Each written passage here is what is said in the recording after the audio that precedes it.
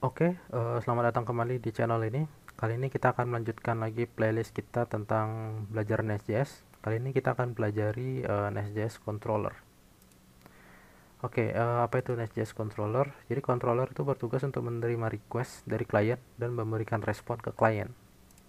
Nah, setiap controller bertugas menerima data dari endpoint tertentu, contohnya seperti users, dengan metode tertentu juga, misalkan seperti get, post, fetch, put, dan delete.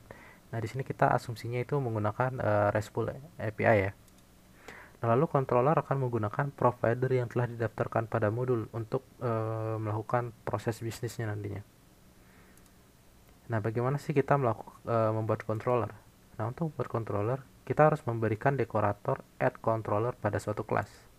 Nah, parameter yang diisi pada dekorator controller itu adalah string base path dari controller tersebut.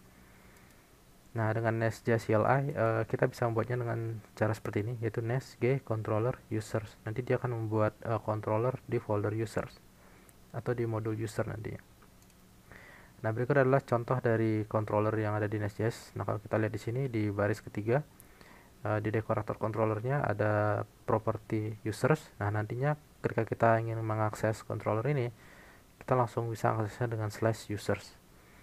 Nah, konsep controller di Nest.js itu juga sama dengan controller yang ada di framework lainnya, misalkan seperti Express atau Fastify. Nah, di sini kita juga bisa menambahkan dekorator get untuk menerima request dari get. Jadi ini ada contoh beberapa handler pada controller. Jadi misalkan ada get, post, put, delete. Kita juga bisa menambahkan parameter query di sana. Parameter URL ya. Nah, di sini untuk penamaan functionnya itu sendiri nggak ada aturannya, jadi bebas sesuka kalian. Tapi sangat disarankan untuk memberi nama yang sesuai dengan kegunaannya. Bagaimana sih alur request pada Nest.js? Jadi misalkan ada sebuah HTTP request yang datang.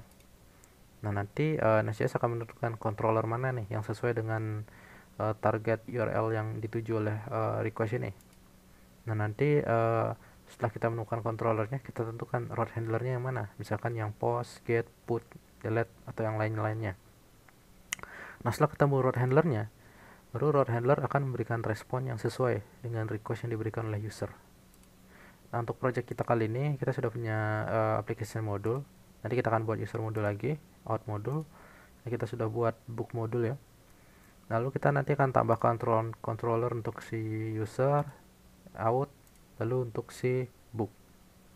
Langsung saja kita mulai pembuatan controllernya. Saya sudah kembali lagi ke project kita yang sebelumnya. Kemarin kita sudah membuat books module ya. Selanjutnya kita akan buat controllernya.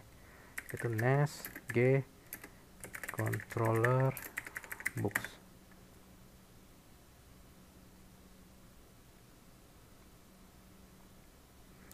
Di sini saya sudah berhasil membuat controllernya.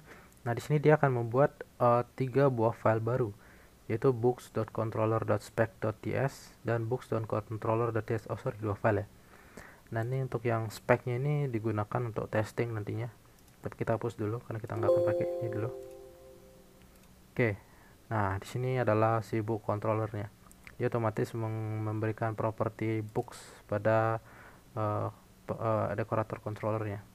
Pertama kita akan coba bagaimana caranya menerima request get. Nah, kita lihat di sini dia get ini diambil, diimport dari Nest.js common. Misalkan hello. Lalu kita akan return hello world. Seperti ini. Nah, kalau kita lihat di books module, itu di bagian controller, itu books controller kita sudah langsung terdaftar. Nah, ini merah karena linter saya, jadi harus kasih koma gitu. Bagaimana sih caranya menjalankan project di Nest.js? Di sini saya akan berikan sebuah tips. Kalian bisa langsung masuk ke package.json. Untuk setiap project Node.js itu biasanya selalu ada file package.json. Lalu kalian masuk ke bagian script. Nah, di sini ada beberapa script yang bisa kalian jalankan. Nah, di sini ada berapa nih? 1 2 3 4, ada 4 script yang digunakan untuk menjalankan project ini. Ada start biasa, ada start dev, ada start debug, lalu ada start production. Kita akan menggunakan start dev Karena di sini proses yang sebenarnya yang dilakukan itu adalah ini. Jadi nest starts, lalu ada dash dash watch. Nah, gunanya dash dash watch ini untuk auto reload ketika kita nge-save. Jadi kita nggak usah stop lagi lalu jalanin lagi kalau misalkan ada perubahan gitu. Jadi ini sangat memudahkan untuk proses development. Kita langsung saja.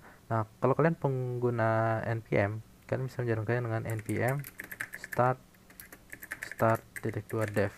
Nah, kalau kalian menggunakan yarn seperti saya, kita langsung memasukkan perintah yarn start dev, langsung nama komennya ya. Oke, nah di sini proyek kita sudah berjalan ya, hijau semua. Saya akan coba aksesnya menggunakan Postman. Oke, di sini saya sudah membuka Postman saya. Kita langsung bisa buat requestnya. Nah, di sini kalau kita lihat kita nggak tahu nih dia itu jalan di port berapa. Nah, kalian bisa langsung akses di main.ts. Nah, di sini dia ngelisten di port 3000. Jadi kita bisa langsung akses di port 3000. Langsung saja localhost port 3000, port 3000. Lalu endpointnya itu adalah books. Oke, nah di sini dia langsung muncul hello world. Nah, bagaimana kalau misalkan kita pengen books/hello? Nah, kalau kita ngakses seperti ini dia nggak ada nih, karena route handlernya itu nggak ada.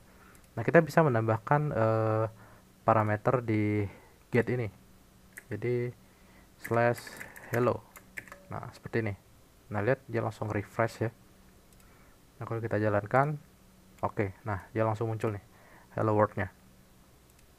Atau kalau misalkan kita pengen ngakses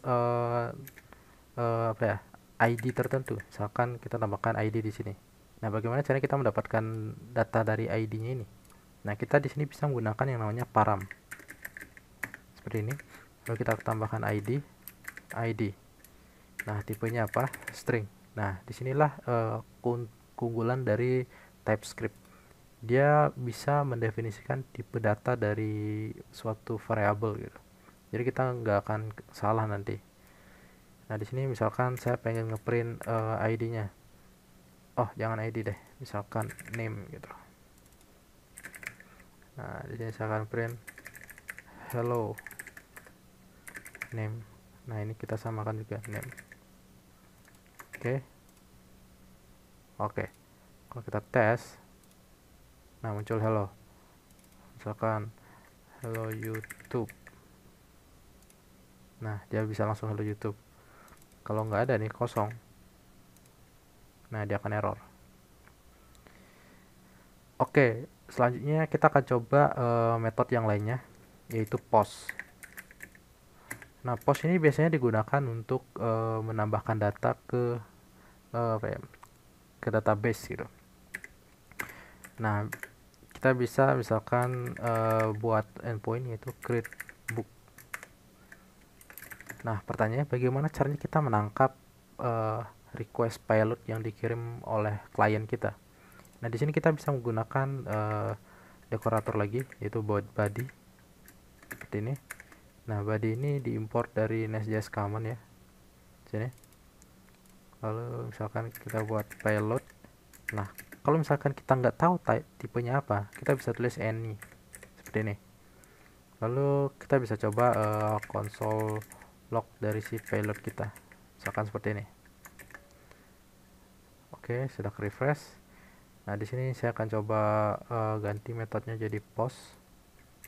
Oke, seperti ini. Oke, berhasil, statusnya created.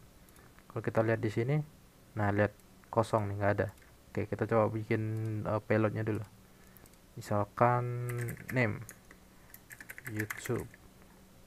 Lalu misalkan apa lagi ya? Tes gitulah. Misalkan 1 2 3 4 gitu. Kita kirim. Nah, lihat payloadnya langsung masuk. Nah, bagaimana kalau misalkan kita pengen ngambil name-nya saja?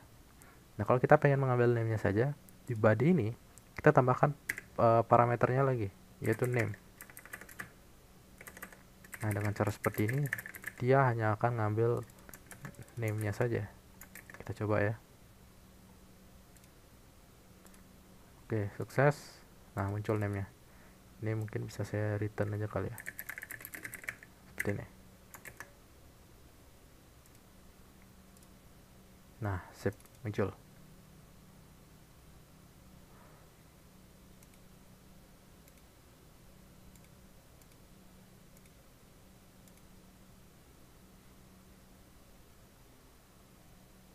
Oke, di sini saya sudah memperbesar postman saya biar lebih jelas kelihatannya ya. Oke, kita sudah belajar tentang controller. Selanjutnya kita akan pelajari apa itu provider di Nest.js.